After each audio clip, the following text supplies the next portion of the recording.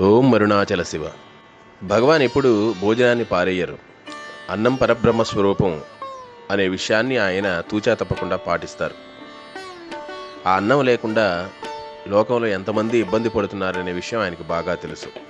అందువల్లే అన్నం వడ్డించేటప్పుడే ఆయనకి జాగ్రత్తగా వడ్డించాలి. అట్లాంటప్పుడు భగవాన్ పారేయకపోవడం చూస్తే మిగతా వాళ్ళు పారేయాల్సి రావడం కష్టంగా అనిపిస్తుంది. కానీ పారేయవద్దు అని ఆయన ఎవరిని ఆజ్ఞాపించింది లేదు. కానీ ఒకనాడు ఆశ్రమానికి వచ్చినటువంటి ఒక భక్తుడు విస్తరాకులో ఎక్కువ భోజనాన్ని మిగిల్చి అవతల పారేశాడు.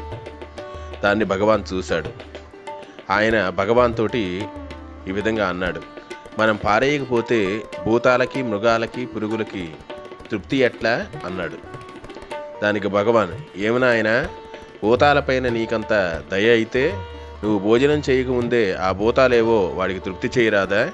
నీ ఎంగిలి కూడి తింటే గాని వాడికి తృప్తి కాదా ఏంటి అన్నారట. ఆ మాటలకు ఆ భక్తుడు సిగ్గుపడ్డాడు. అలాగే ఒకసారి భగవంతుడైనా మహాత్ములైనా నమ్మకం లేని ఒక వ్యక్తి భగవాన్ని చూడటానికి అరుణాచలం వచ్చాడు. భగవానికి నమస్కారం చేయకూడదని నిర్ణయించుకొని దూరంగా నిలబడి చూడసాగాడు.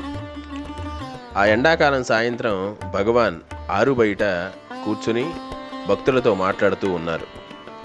ఎక్కడో ఉన్నటువంటి ఆ వ్యక్తి అక్కడికి వచ్చాడు. ఆ నిమిషంలో అతనిలో అణుచుకోలేనటువంటి ప్రోద్బలం బయలుదేరింది. భగవాన్ ముందు సాష్టాంగ పడాలని.